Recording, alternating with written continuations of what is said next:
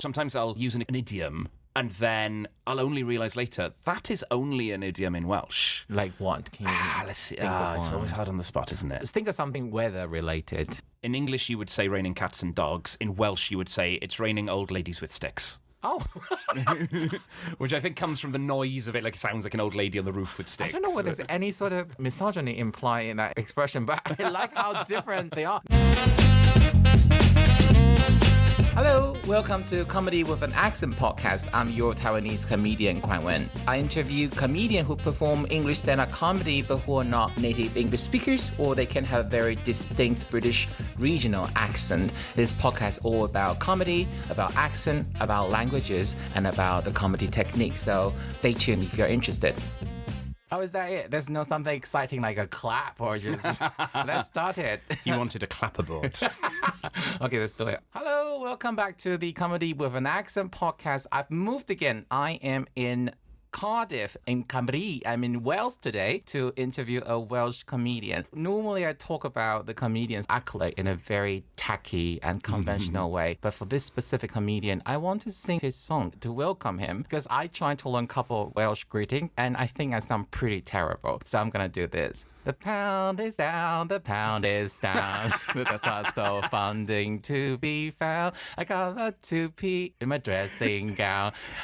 I need it because the pound is down. Is that right? Oh, that's my song. I'm so pleased. I haven't thought about that in years. That was my... Let's welcome to this podcast, and that is Steffan Alun.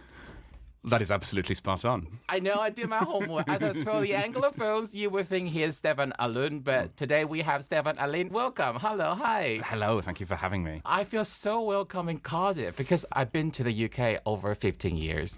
I've never visited Wales until 2022, but this is my 5th visit into Wales. It's Good. You should come all the time. My impression of Cardiff has always been based on the Rhod Gilbert set. He was joking about Cardiff people trying to go European and trying to serve Italian al fresco, and he thinks it's a worse idea because trying to say spaghetti carbonara, spaghetti, and just showing this weather battling wind and rain. Yet, when I arrived in Cardiff today, it was beautifully sunny. So it's a good sign. Hopefully today is not a train wreck. It's recording. How are you, Steffan? I'm very good. Yeah, very good. I am very good. Okay. What news to report? Just having a nice time, I suppose, doing loads of gigs. I had quite a While good... the world is crumbling around us. You Yeah. managed to find it. Okay, I'm going to follow my usual structure so I don't get lost. So, Steffan, my usual question for any of my guests, do you think you have an accent when you speak English? Yes, obviously. I think everyone does. That is too politically correct. I'm using that in a more conventional way. I know everyone has an accent, but in a conventional way. So I think my accent is quite soft. I don't necessarily sound that much like the people I grew up with when I speak English. And that's just because I learned the language late. My first language is Welsh. When I learned English, I was kind of conscious of learning the accent that I wanted to learn. Can we delve into that a little bit? So by that accent you wanted to have, which accent did you have in mind? I suppose I wanted what I thought of as a normal English accent, which is the accent that I heard growing up, listening to Enid Blyton audiobooks and watching old Doctor Who. So I suppose RP English is what that is. But I just thought of it as like... Because, I didn't learn English to fluency until I was in my teens. But obviously, you grow up in Britain, you hear loads of English. So I grew up watching English telly. So I couldn't really speak it, but I could understand it. Mm-hmm.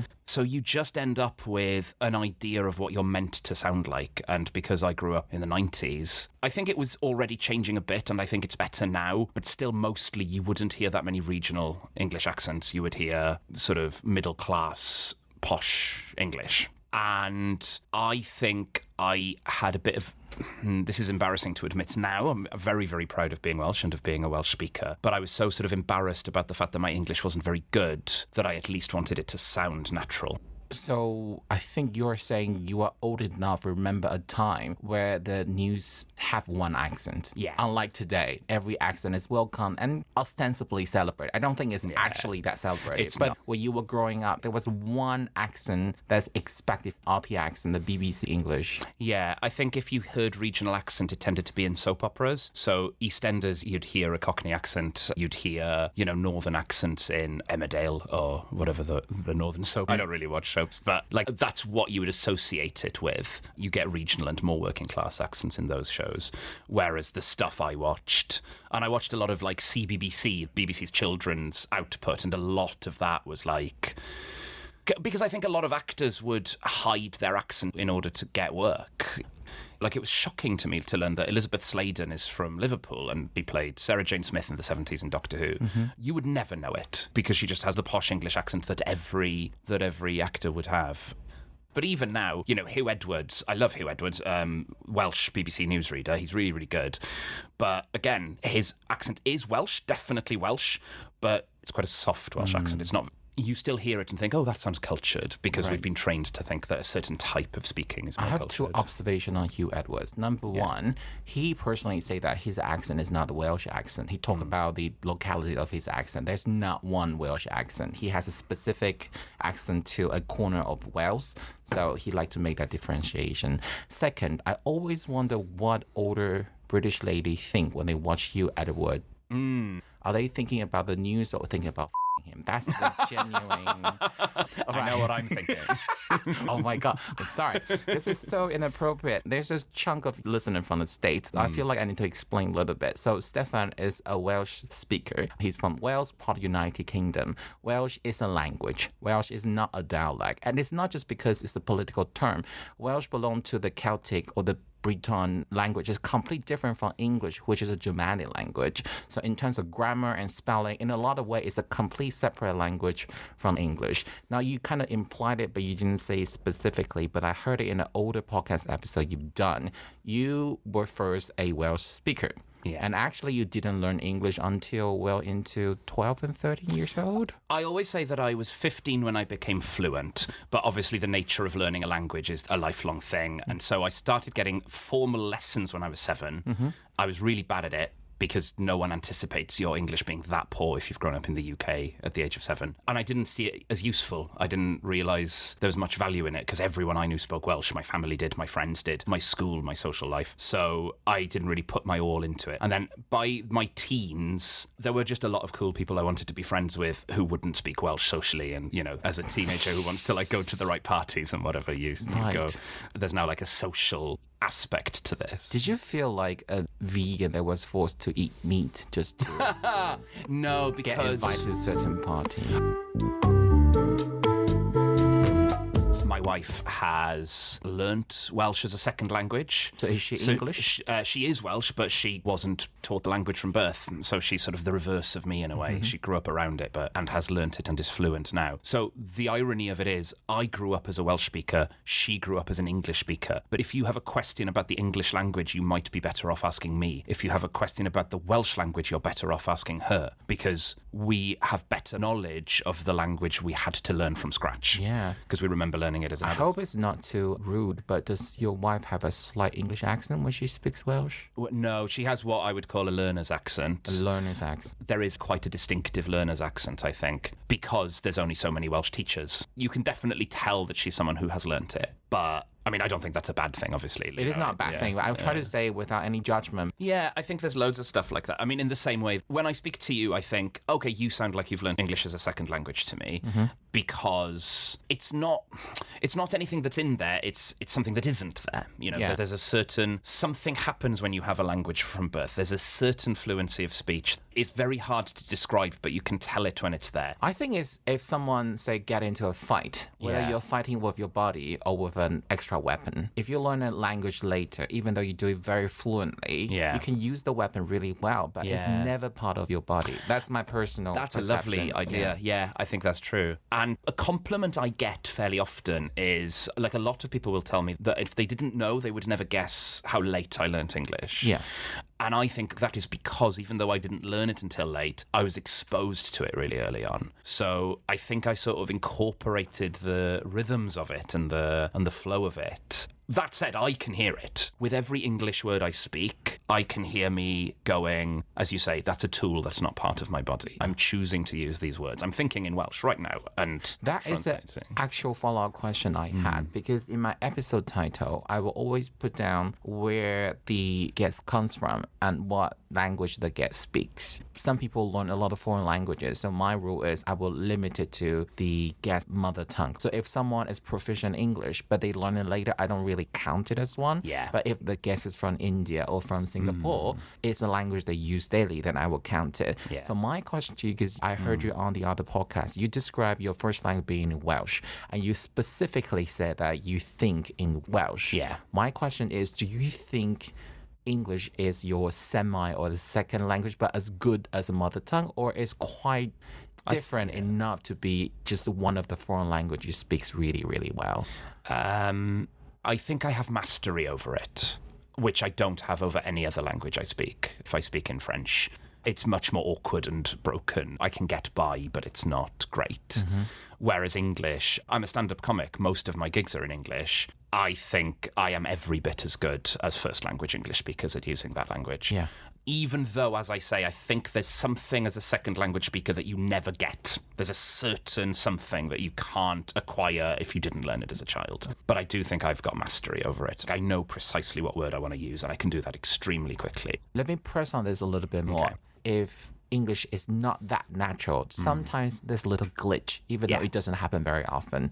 Does that glitch happen to you? Yes, it does. I think it happens not that often. It happens like, I went to see the film Glass Onion, the Daniel Craig murder mystery, and he plays that with a very broad Southern American accent. And, you know, there are little moments, I think, where I caught that accent slipping, because it's not his real accent. He's putting it on, and so there's a couple of little bits where you go, you know, oh, that's not how... It's just a little bit, because Harry Styles was absolutely a train wreck in that. Oh my God. I said, how do you even explain this?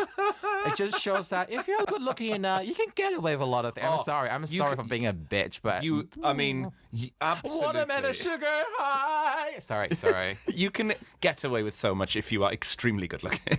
But back to the story. So you are watching the movie and you notice Daniel Craig's accent was slipping occasionally. Yeah, and I think that is how my glitches happen. Yeah. It'll be a slip, but if you don't know how a Welsh speaker would speak English, you won't notice that it's a glitch. You'll just think, what an interesting way of saying that word. Or maybe that's his personal thing. Yeah. So let's say when you just came in and we had this brief small talk and you did this very Welsh R. Yeah. Is that something you do naturally? Or? Yeah, it is. You roll your R's in Welsh. And so I'm very pleased, you know, we're working with someone I'd met before, and so we spoke in Welsh. Mastermind, that's excellent. And so that was wonderful, you know, getting to immediately switch into my own language. And was that stronger R the result of you having had just that conversation with a Welsh speaker, and I caught you a second afterwards? I think so. My accent wanders quite a lot. So here's the other thing. I have ADHD, and there is a very, very well-studied link between strength of accent and typicality or neurodivergence. Can you use a layman's word for the second one? Okay. It's getting very scientific. Okay, let's put it very, very simply. Autistic people have gentler accents. Oh, that's very interesting. Yes. There's loads and loads of theories about why that is. But the theory that I subscribe to is that your brain acquires an accent for a reason. Everything you do for a reason. There's various comics who've played with this. When someone says, oh, I'm not good at accents, and you go, well, you must be because you speak your accent. You know, you can't grow up in Liverpool and be like, bugger, I can't do the accent. Yeah. The joke of the comic is to imagine a kid born in some country where they can't do the accent and they're just sounding very English, but they're surrounded by their Japanese family or whatever. Right. That's obviously absurd. You acquire the accent of the people around you. The idea that autistic minds are less likely to do that, I think it's an efficiency thing. I think your brain chooses to pick up things that are useful, and for some reason an autistic mind looks at an accent and just thinks, I don't see why that's useful. I don't know so much about autism. I hope what I'm trying to guess, what I assume doesn't sound offensive anyway. I wonder whether it's because for people who have autism, they spend more time observing the surroundings. either because they have the more tentative attitude when they make that exposure or the connection to the world around them, and because of the extra observation, they're more likely to, either intentionally or not, to perfect or improve the accent in a way. I suspect it's more mechanical than that. I don't think it's social, because this affects autistic kids across the globe in an equal way. Like, it doesn't seem to vary by culture. Okay. So I think it's probably physical. And I think it's just a thing of, like, you don't acquire it because it's not as useful. You do think it's a possibility you've molded your accent into a less working class type of Welsh accent? Yeah, it's possible that I've done that on purpose. Or it's possible that my brain just didn't bother acquiring the working class accent because it wasn't useful. But I did mean glitch, not in a way. I know the podcast title is called Comedy with an Accent, but my interests extend beyond the actual language itself. If I take myself as an example, the other day, I have a whole bit about the reason Asian people are healthy and they get to live a long life thanks to antibiotics invented by Western civilization. I've done this set 30, 40 times. On that night, I forgot what you call antibiotics. I remember what it is in Mandarin. For a full minute, initially I struggled and I thought, this is such a key word to this whole set. This is like a soul of this set. There's no way I will forget this word. And I don't know where's a sign of early Alzheimer's. I just keep trying to play around it. And then only after a minute, I remember, I'm sorry, it's antibiotics that I meant to say. But the audience just thought I'm playing the character of the foreigner who couldn't speak English. So I got away with it. But it gave me a real scare because this happened various times with different words. Once I forgot how to say a donut. And donut is something I learned when I was, 9 or 10. So there's no reason I should forget about this. And I'm a chubby kid, so I should I should know. That is what I meant by glitch, even though I use English professionally. Either before I became a comedian, I was an accountant, had to use English. Now I perform in English, but it can still happen to me. Does that ever happen to you? Yes, it does, 100%. And you get caught in your head and you know the Welsh word. But I think I have two advantages in my court. So firstly, before I did stand-up, I was a translator. Welsh and English, you would go both ways in different contexts. Okay. I used to work for the council, so people would write letters of complaint in Welsh, and for the person in charge to read it, I would need to translate it into English. Then they would write their response, and I would translate that back into Welsh so the person complaining can... I'm going to ask you to provide a bit of context for listener, because it is a requirement. Can you talk about the bureaucracy, admin, and the Welsh language requirement? In 1993, the Welsh Language Act was passed in the UK. That means in Wales, any material that goes out to the public from a public body has to be translated. This law is not always followed, but it should be. It's legally required. This was part of a number of measures because in 1991, 2 years before, in the census, the rate of Welsh speaking had fallen to an all-time low of 18% of the country. So it was the first thing to reverse those fortunes, and loads of work, loads of great activism has happened since. So the context here we have is when you deal with the governmental bodies, people can choose to use the Welsh language, but the recipient or the caseworker may not necessarily know the Welsh language. Then your input as a translator is required. Yes. And also anything that goes out to the public. So if you write a 10,000-word strategy, even if you don't plan for anyone to ever read it, legally that has to exist in Welsh, which means someone's going to have to sit there and translate all 10,000 words. And how does that become your advantage when you had a glitch when you perform comedy? Because speaking two languages, that is two different skills. The ability to go back and forth between the two is a third skill. Not everyone who speaks two languages can translate. And you had that because you were a translator. Yeah, I got the training in it. In fact, even though I am now a full-time comic, I still keep up that training. I don't want to lose have a bit of pocket money sometimes. Well, yeah. Obviously, the reason I do it is because, have you had this? Sometimes you'll meet an older comic in their 50s and they just hate comedy, but they're stuck because they don't have any other skills. They are everywhere. Don't cancel me! And also, you know Bethany Black, I'm sure. Yes. Great comic. She broke her leg a few years ago and suddenly couldn't work. And it was just so scary to think that, something really simple can happen and you just can't do it anymore. I just want to have that skill. And then the pandemic rolled around and I was lucky because I had a thing I could fall back on. I absolutely hated accountancy. Like, this is what my professional trained skill. It wasn't meant to be, but it was a byproduct of me trying to stay in this country legally, and I became an accountant. But it was absolutely useful when I had to haggle over a contract settlement. But I'm going to come back to that glitch. Can you give me an example of a couple of English words you just forgot on the spot? It's hard to think on the spot about what they would have been. It's definitely happened. And also the other thing that can happen is that you forget the English grammar. Sometimes I'll use an idiom And then I'll only realise later, that is only an idiom in Welsh. Like what? Can you Let's see. think of It's one? always hard on the spot, isn't it? Let's think of something weather-related. In English, you would say raining cats and dogs. In Welsh, you would say it's raining old ladies with sticks. Oh.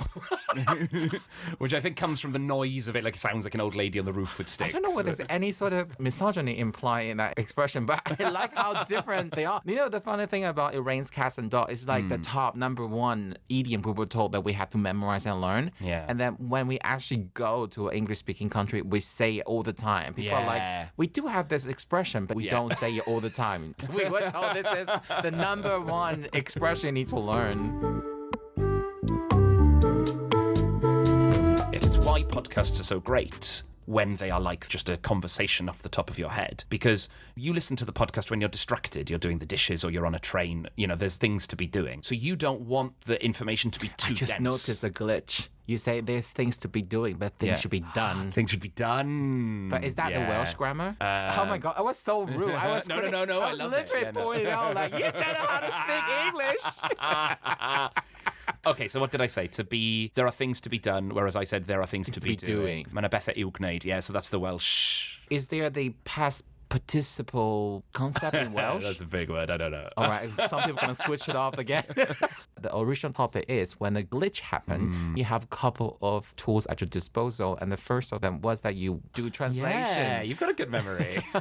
I try when I remember how to say antibiotics. So what are the other tools you had in mind? So is that as a comic, I have cultivated openness with the audience. Sometimes it's a constructed openness, but if I glitch and I forget a word, I just tell the audience I've forgotten the word. Oh. And I trust myself that I can do that in a warm and comedic way, so I'll keep the laughs coming. Comedians always lie to audiences, right? Yeah, you have to. Yeah. And I've realised that some of those lies, we just lie because we're used to lying. We're not doing it because it's helpful. We're doing it because it hasn't occurred to us not to. Mm-hmm. It's trained me to know when you can be honest and when it doesn't rob you of your power. If we, as second language English speakers, try and hide it when we've forgotten a word, it makes it shameful. And it makes it harder because maybe next month there's someone whose English is even more likely to glitch than mine. So if I can normalise forgetting the odd word here and there, because here's the truth, monolingual English speakers who can speak no other language, they also sometimes forget a word. That's a very good point. Yes, actually, that's true. Or sometimes they just don't know a word that you're using as a second language speaker. So that's it. Sometimes we have shame about it because we think we have to be the model learner. We have to know all the words. Yes.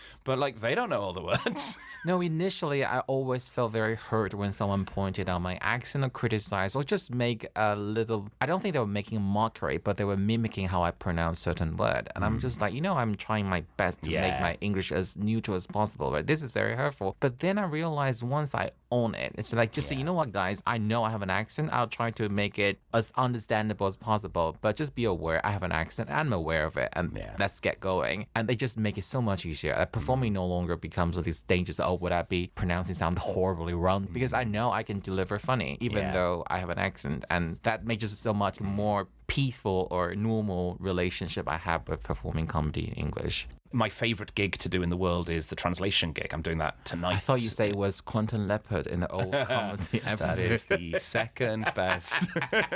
Sorry, James. So the translation gig, half the stage is a normal gig happening in Welsh. Yes. But the other half of the stage is me translating them live for an audience that does not speak Welsh. Oh, that is a fabulous concept. I'd love to be able to do it. I mean, do you perform in Mandarin? Not much. I've tried it once in Taiwan. I was very, very new. And I did it again in London. And it wasn't a great experience. Before I got on stage, the MC introduced me as Taiwanese. And a Chinese woman shut it out. China, Taiwan. It was completely unnecessary. Can you imagine a Welsh comic get on stage? So the next comic is from Wales and someone shout, United Kingdom Wales. Oh, you'd kill them.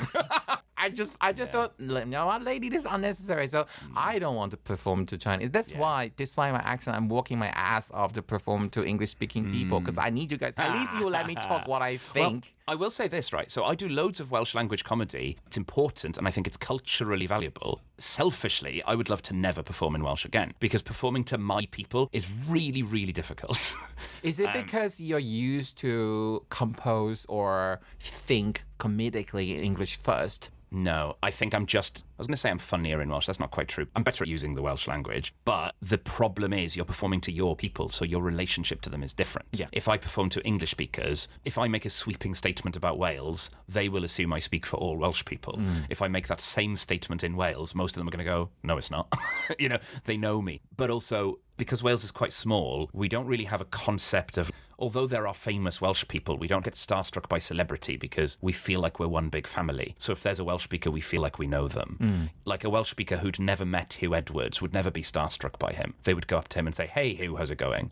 Because we see him as one of our own. That changes your dynamic. You can never have that thing in Welsh where a powerful, high-status comic comes out and just owns that space and goes, I'm the best. But does that mean they're more likely to heckle or challenge you? Yeah, oh yeah. And it's not even, it's more chatty than heckling. It's like they'll just sort of join in. Okay. Because I didn't remember you went particularly for the high-status performing style. I thought you were quite approachable. I don't think you're necessarily I'm warm, but I'm actually high status. If you pay attention to what I'm doing, I'm friendly and I do it with a glint in my eye. But in an intellectual way, do you mean that by high status? No, by high status, I mean like you think you're better than the audience. Okay. You're putting yourself on a pedestal. So that's you assume in your comedic persona, but you don't display it blatantly. Yeah, it's a conscious choice. I used to be lower status, but I have ethical issues with being low status if you're regional and if you're queer. I'm bisexual and I'm Welsh. If I'm low status, you can tell that I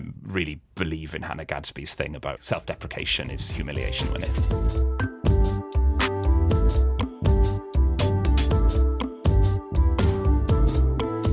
So I want to come back to this discussion on performing in Welsh. And you say that in terms of languages, you're a more fluent Welsh speaker. But you find it harder just because the audience expectation of you is different and dynamic. Yeah, different comedians have different ideas about this, but I would hate... Let me ask you the question. Yes. Do you think you would enjoy performing if you were a household name, incredibly famous, everyone in the country knows who you are? Do you think you'd enjoy gigs? I don't think I would, because I would not know whether they like me, the idea of me, or just like that specific joke. Yeah. If I manage to come up with a brilliant joke, I would someone to give me extra compliment on the effort. Yeah. Not just because they like me as a name as the person. Yeah, so that's how I feel. My favourite thing about comedy is stepping out into a room that has no idea who I am and having to win them over.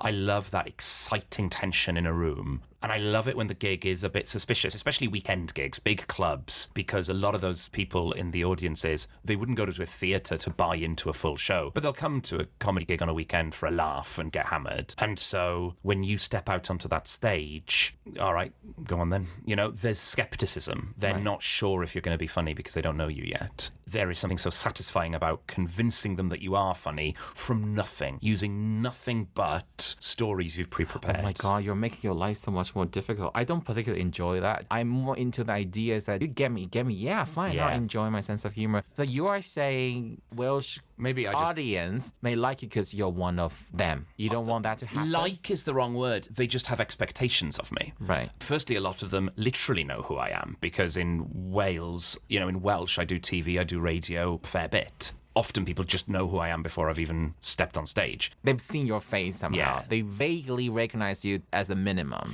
Yeah. So my mother will always send me really weird indicators of my status. So last Christmas, she sent me...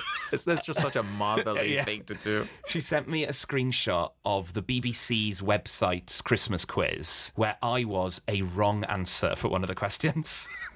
That is quite an achievement cool, itself, isn't it? Yeah. to make it into a quizzing show's sort of source material. I would say that you are part of the quiz writer's active consciousness. Yeah.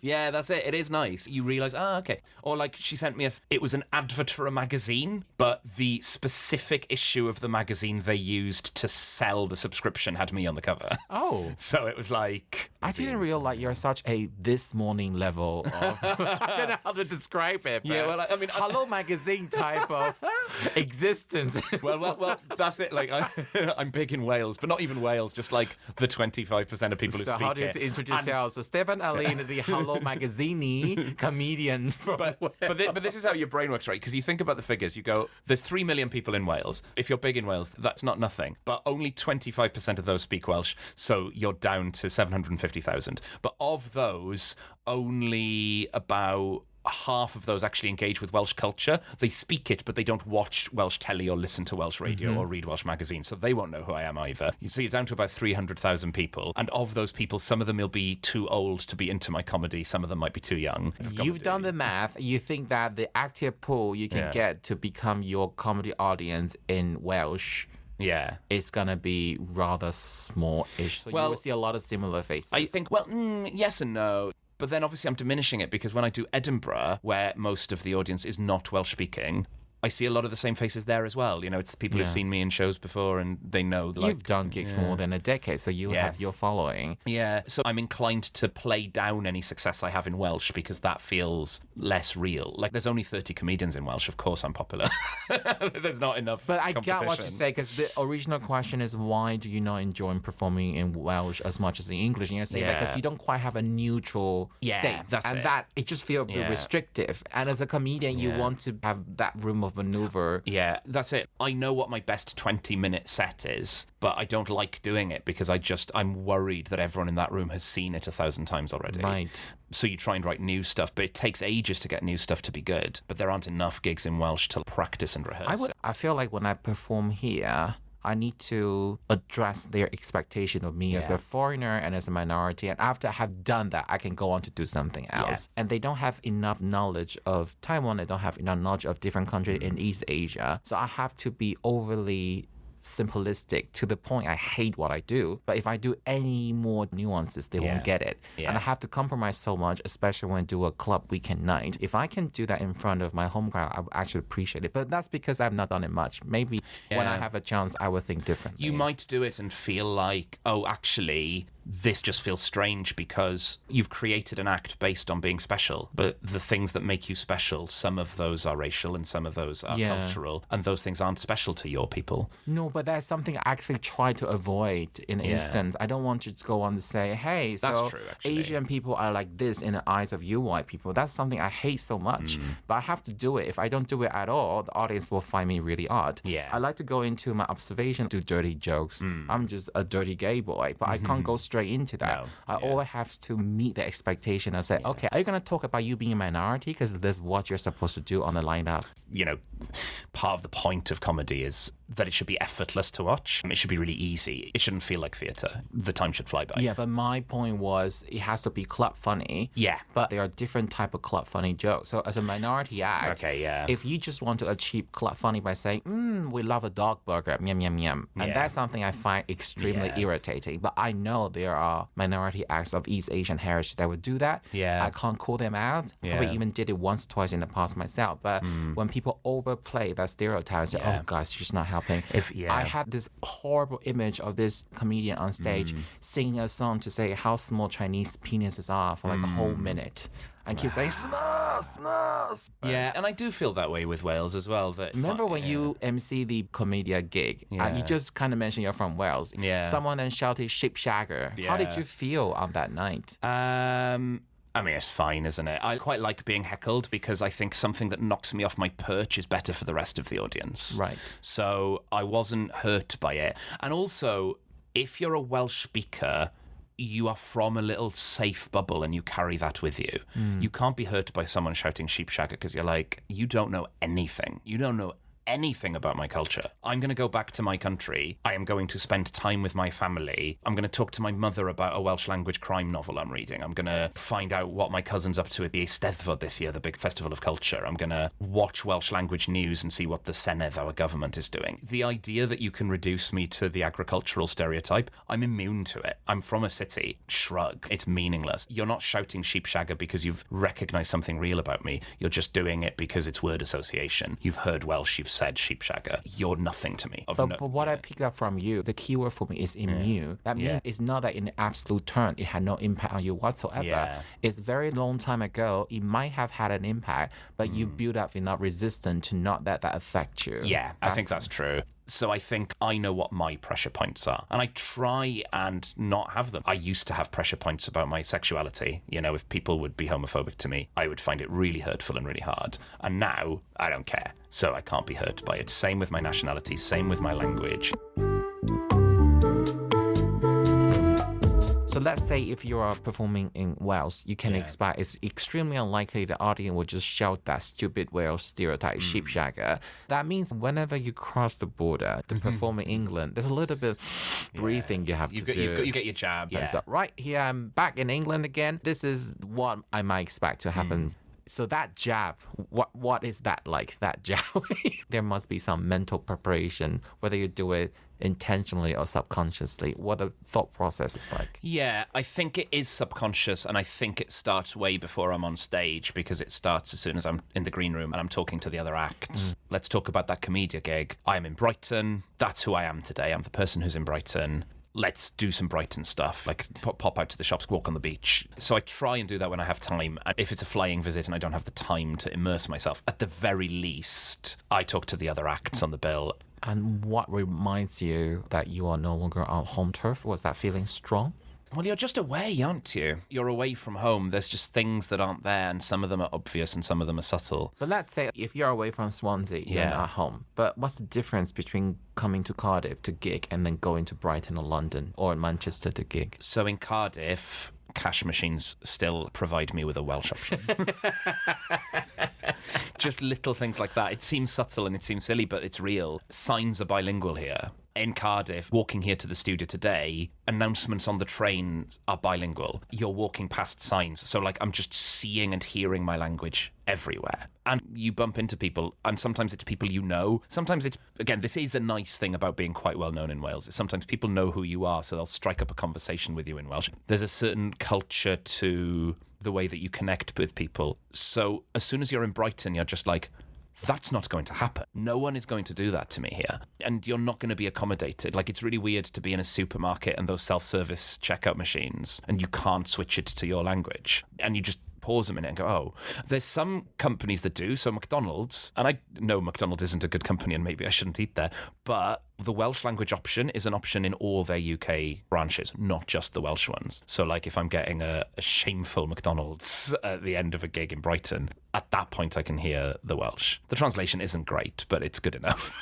It's just all those little bits of accessibility comfort that you get used to at home that are just immediately gone as soon as you're away. Okay, can I ask a cheeky question? Yes. When you really needed that support and you have one Welsh speaker from North of Wales, the other from the South of Wales, would you give preference to the Southern Welsh speaker because the accent is not quite as different? No, so maybe some people would, but my mother's from the north. Okay. So half my family. Then I'm trying to draw comparison because for me, Taiwanese is incredibly emotional when I hear it. Yeah. But I still mentally think, oh, that's a Southern pronunciation, but I don't get to choose. Well, yeah, I mean, it is a thing, and Welsh is very, very regional. Even the words that you use can vary quite a lot between towns that are even just 10 miles apart. You use a very neutral word, accessibility, but I think you're touching upon something that's incredibly emotional. I believe none of my guests has covered this aspect, and now you just make me wonder. I guess for most of my guests, they come from a language zone that is not so threatened and endangered. Yeah. It's a lot more likely and easily for them to find someone to have any information or any sound of their language. They don't feel like they're cut off from it. Yeah. But you were describing the exposure to your language almost like a battery recharge. It provides you with the warmth, emotional support you need to feel at home, like a mother's cuddle. When I think back, do I need that? I think so, but I'm unaware of it because for me to get any information in Mandarin or in Taiwanese is fairly easy. I have some really good friends who are also Taiwanese and we chat to each other all the time. There's not a day that I could not use that language. When I'm trying to imagine a scenario, let's say for a whole month I could not speak anything but English, that's gonna be weird. Yeah, I never thought of that. Yeah, that's a really big thing for me. There's an old Marvel comic, which I never read, but someone described it to me once, so it's always stayed with me, about a superhero who, it's a convoluted story, but in the 80s or 90s, they were like, this character is gay and we want to cover AIDS as a story. Obviously, it's affecting so many people. But then the publisher or whatever was like, you can't do a story about AIDS and you can't have that character be gay. So suddenly they had this story they were halfway through telling about this man who was getting more and more sick, but they were not allowed to make it AIDS anymore, so they had to come up with a different story. A new writer came in and came up with a different ending. That this man was Canadian. He derived his power from an affinity with Canada. And so the longer he's away from Canada, he gets sicker and sicker. Oh. Basically, all he needs to do to fix that is just go back occasionally and recharge. Obviously, I think that is incredibly offensive that AIDS story was not allowed to be told. But also, I've never related more to a fictional character than someone who has Isn't that a bit like how the elves are in Tolkien's world? Is it? I can see that. One of the thing you mentioned, you were doing this podcast,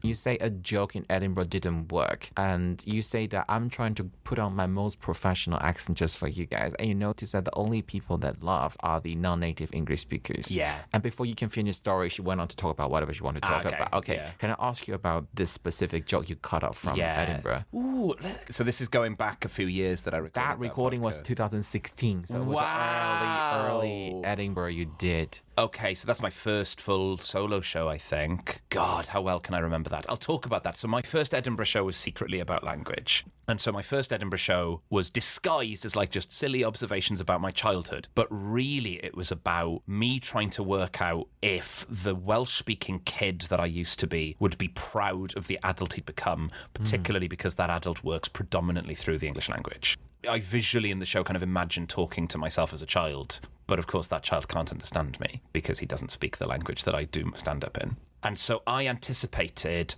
I'm going to have to explain every single thing of this because my audiences are going to be monolingual English speakers because I just thought they'd mostly be English, Scottish audiences. But of course, it's an international festival. People from other countries come all the time. And what I found was the first few days, maybe the first week or so, I was getting 5 or 6 people in. Then word of mouth gets out. And by the end, I'm filling that room. It was 60 seats. And what I hadn't anticipated was it was bringing in international audiences. I had a massive chunk in that show. I would talk about my experiences trying to learn English. There were several purposes to this, but the main thing I wanted to do was this. I loved comedy as a kid. Like I would go to comedy every fortnight in uni. So I saw so many comedians. All of them want to talk about Wales a bit. Some of them did it brilliantly, but way too many of them would just do like lazy observations about the language. And they would just say things like, oh, it just looks like you've picked the spelling at random or whatever. And you go, well, yeah, of course it does to you because you don't speak it. That's what all languages look like if you don't speak it. Yeah. Or there'd be jokes like, oh, I see that the Welsh word for taxi is taxi. And you go, well, yeah, like it's spelt differently. It's very common for people to make jokes about like, oh, what's the Welsh word for taxi? So you were talking about in your first Edinburgh Fringe show, it's all about languages. And there are this false assumption from monolingual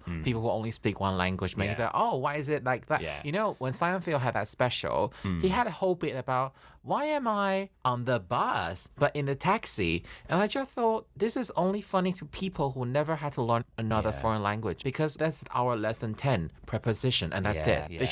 Yeah, that's it. That's why. You just know. A lot of people typically make fun of Welsh language, say, oh, I have this place name. It's basically a Wi-Fi password. Yes. I think I've heard it at least 5 times from different Welsh comedians. Yeah. So my goal was, I'm going to reverse this because I want monolingual English speakers to know what it's like to hear this rhetoric. And obviously it's never going to be the same because it's not punching down to do it the other way around because English is such a dominant language. Yes. But what I wanted to show was every single joke you have ever made about Welsh works in reverse because these jokes are not about my language. They are jokes about a language you don't understand. So I wrote my version of every single hack joke about language from the point of view of me as a child learning English. Like, it's a famous thing. O-U-G-H, those 4 letters, depending on what word they're in, can be pronounced in one of 9 different ways. Why do you have spelling? I would get irate. I would get worked up about it. I would let myself get as angry as I sometimes feel. Q has 5 letters, 4 of which are entirely unnecessary. Like in my language, we have a system where you can tell how a word is meant to be pronounced by the symbols chosen to represent that word. And in English, there is no such system. There is a game in English called Scrabble, where you are awarded more points for how unusual the letters are. And the only explanation I can find for why English is spelt the way it is that game came first. It's much more about the energy, because all the jokes, they're not even, I wouldn't even say they're my jokes per se. You know, they're not stolen either. Those are all the jokes that people make. But doing them in reverse,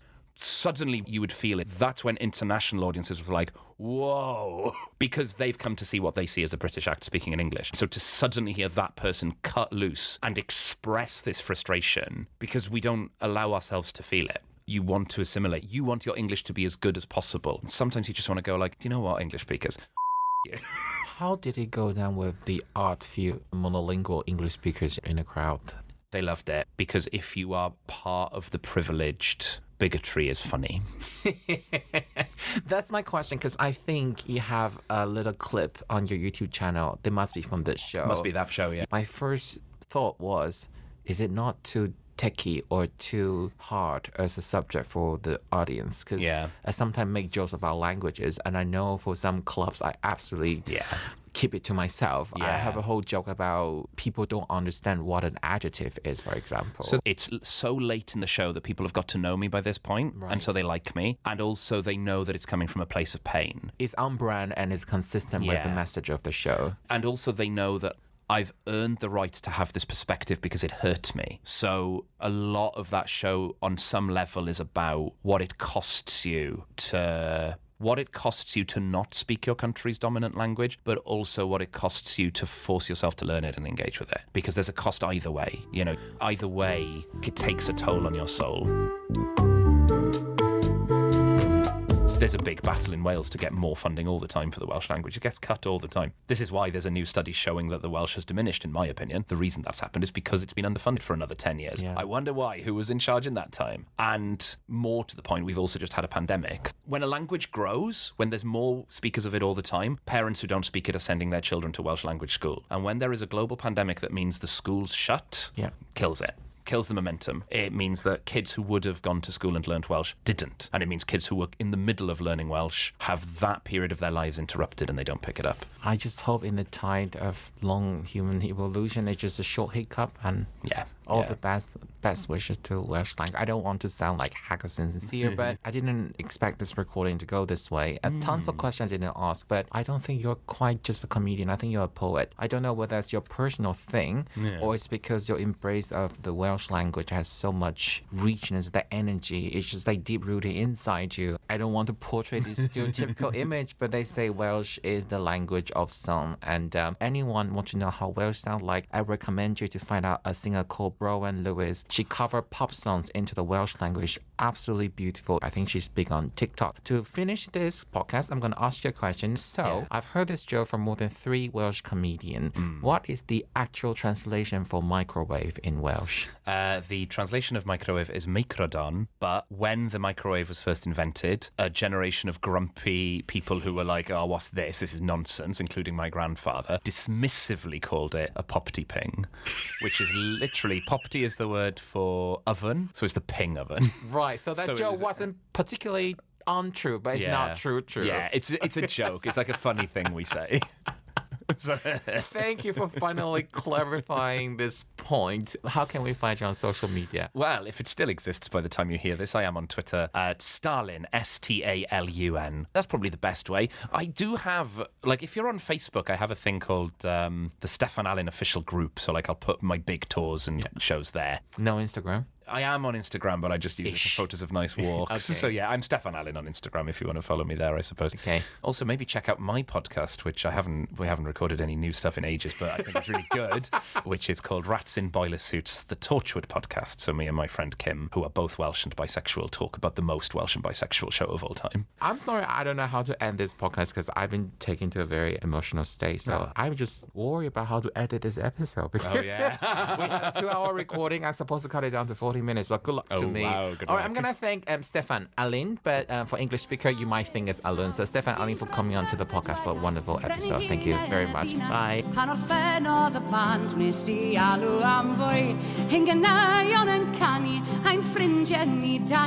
Cysani ar gornel a dawnsio trwy'r nos, and the boys of the